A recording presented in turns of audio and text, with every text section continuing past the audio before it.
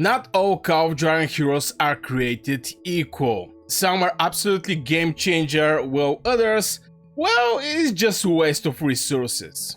Today I'm going to rank my heroes from OP to basically absolutely useless. Did I make a right call? Let me know in the comments below. Since most of you already know, I'm main mage, so obviously in my ranking is going to be the mages mostly, but there's going to be some heroes that are definitely not mages. So I'm going to start with the heroes that are good but I don't use, and the first one is actually Goresh. I don't use that much Goresh, even though that I have him is like 553, even though I have a Spirit-Born Torque as an artifact, because you have to keep in mind that artifacts and heroes is basically working together, and I have this Broom Bear that, let's be honest, is not actually very good developed. But still, even though Goresh is the best hero in Call of Dragons, I don't use him, so I use him very rarely when actually need infantry on the battlefield. So he is going to be at the bottom of my rank list, sorry my boy. And I have to mention something, I'm not going to go over all of the heroes because, bruh, look at this thing, this is so many heroes, there's even heroes that I still don't have. But I'm going to go over at least the heroes that I'm using. So next place I'm going to put actually Baki and Emrys. I put them together because I use them together, and for me they're with the same value. Even though that Emrys is, in my opinion, one of the best, if not the best cavalry hero. Of course, people can compare him with Urak. I mean, there is a lot of cavalry heroes. But yeah, Baki and Emrys is heroes that I use in the tournament. If you follow my channel, you're going to see a lot of Tournament of Champions videos. And definitely, Baki and Emrys is a game changer combo in these tournaments.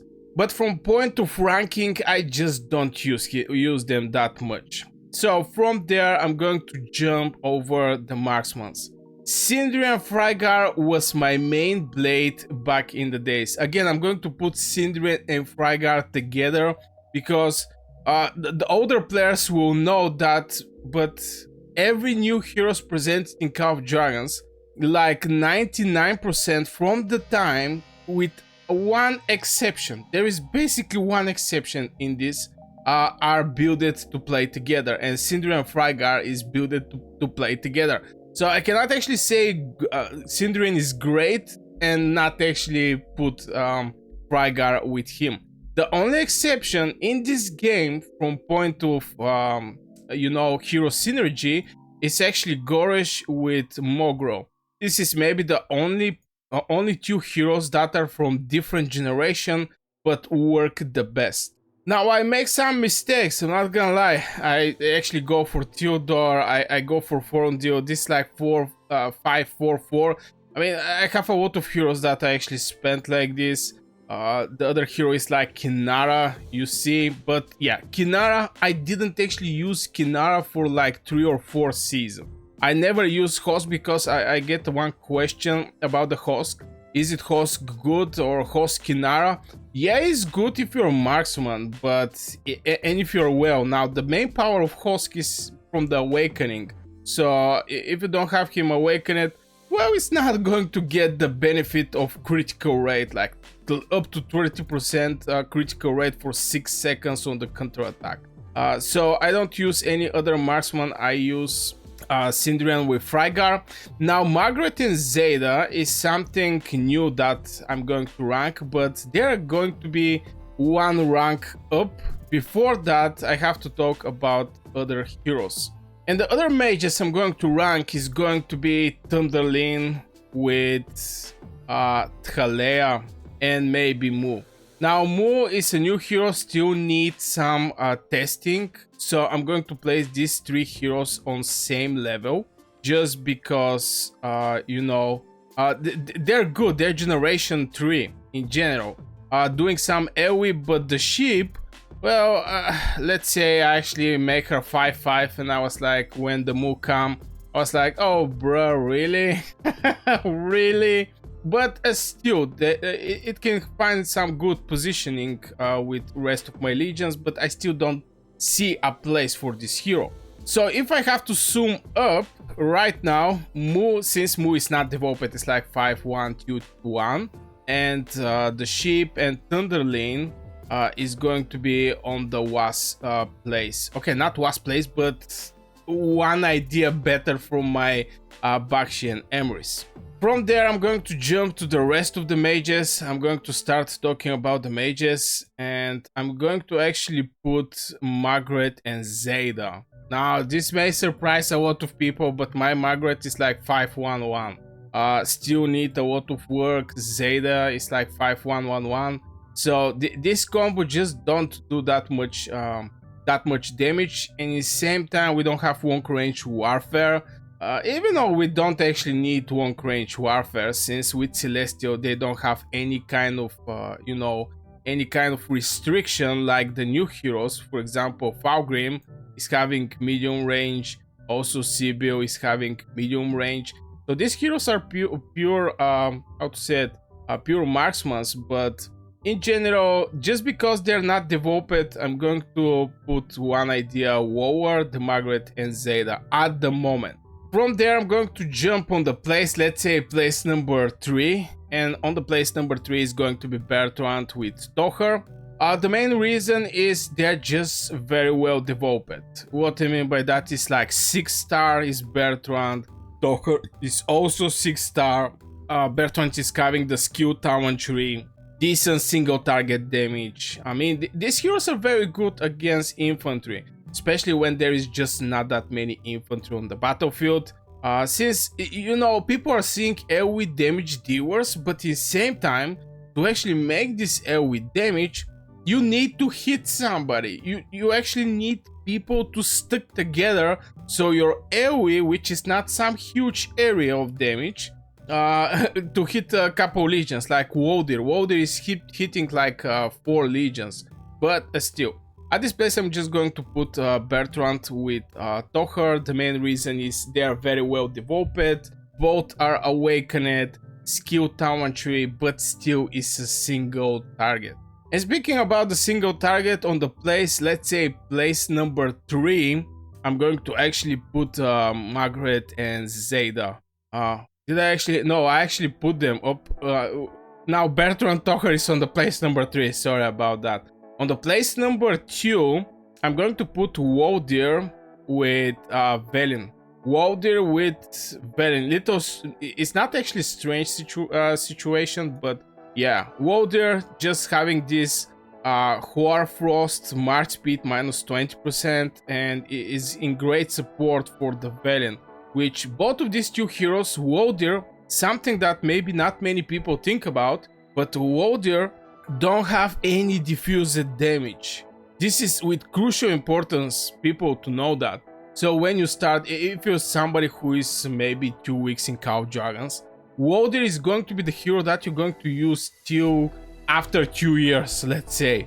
Again, this guy don't have diffused damage, is 700, so if we check Velen is doing 1.2k, but it's having diffused damage. Each legion takes 50% less damage per additional target.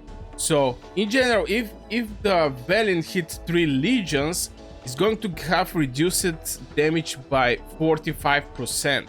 And this is going to be even less damage from Waldyr. And Waldyr Awakened is hitting 4 legions. So basically Waldyr, epic hero, is better from Velen, from point of rage skill, okay? From point of rage skill. Velen is having some pretty decent damage bonus, 15, I think Waldyr was just 10 if I remember right. But magic damage, blah blah blah, hero skill damage, okay, he's also 15, but yeah, this legion, Waldyr Velen, till this day is actually do great work for me, if I manage to catch and hit multiple targets. Otherwise is underperforming, and Bertrand Toher is way better from them, seriously, way better. But if I catch a lot of legions with them, I can do massive damage. And on the first place, actually, is going to be something that maybe not many people think about, but it's going to be Lilia and Theia. Now, I also tried Thunderling with Theia, since Thunderling is having some good boosts. Magic attack, shield, magic unit shield granted bonus 20%. So this is something like 200 of the Theia shield, since it's like 1000. My Theia's Awakened, we have to mention that it's a 6-star, absolutely beautiful hero till this day. Some heroes from the season 1 till this day is absolutely crushing it. Absolutely must have, must get. And why I actually put Theia on this place? And the main reason is, first of all, Theia is going to increase hero skill damage by 15%. This is one of the things. Lilia is doing pretty decent amount of damage, but in the same time, this is after the first cycle, you know, something that people may actually don't know, so I'm going to explain it. Grant shield to the 2 nearly friend legions, including Theia Legion, and also get synergy. Hero damage blah ends when the rage skill is cast. So the first time when your Lilia hit as a commander, she's not going to get this 15% rage skill, but the second time she hit, she's going to have, and permanently is going to have till this legion is on the battlefield. This is one of the things that I really like about the Theia. The second thing is survivability. Now people, I know there is a lot of people with a lot of opinions in Call of Dragons, especially for the heroes, but there is something that I, even back in the days when I was a small burgers just creating his channel, I say survivability is top priority. Having full legion in the Behemoth, you're going to end up in the top places, period. It's not like you have crazy artifacts or something like this. You just need to keep your legion full. Absolutely same on the battlefield. That's why many people start using Sand Lizard. With Sand Lizard you get, okay, not that crazy amount of healing, but with this healing it keep your legion full, you know. And with full legion you hit harder and you hit stronger, and this is the main reason I really like Theia. And when I run Lilia, Theia is outperforming Lilia Valiant, period. Especially with the Lilia special artifact, because let's be honest, I mean, I'm not a huge fan of this, I'm not gonna lie you guys, that this artifact is specifically for Lilia. It's not like you cannot put this artifact on any other mage, but your legion get magic in when Waldyr inflicts Scorch on the enemy. Who is inflicting Scorch on the enemy? 15% magic attack for 5 seconds. I mean, let's be honest. This is just for Lilia. And actually the game make an event where you can actually get this artifact, and since I didn't actually have it for so many years. I played Call of Dragons for like 2 years, but for so much time I didn't actually have this artifact, and I get it. And with good survivability, some good boosts, because Theia is providing shield, also increase the survivability on 1 more legion. The rest of the skills is also nice. 15% hero skill damage taken reduction, very important. A lot of splash damage, ladies and gentlemen. I mean, Thunderling is presented in the game. In same time, Mu is presented in the game. This is basically latest heroes, you know. And in same time, we also have Palgrim presented in the game, Sibyl presented in the game. All these heroes are doing rage damage. I mean, skill damage. So having this thing with Theia is absolutely brutal and very important. It's like 15%. Of course, you have to run this legion with Celestials, very important, so you can get all the benefits from the Theia. But you get some great boost of the damage, you get some shield, you get some attack, hero skill damage, and blah blah blah. That's why this is on my first place, this duo combo.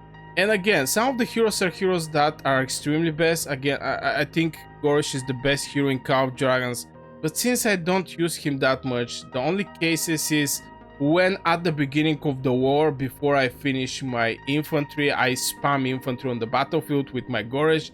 The moment the infantry go in the hospital is the moment I don't have infantry anymore. And from there I'm just healing range units. And this is going to be the ranking for my heroes. Now, if you want to know, after 1 year playing only with mages, and did I actually make a mistake in Call of Dragons picking the mages, I'm going to put one video here where I explain all my experience with the mages for the past 1 year.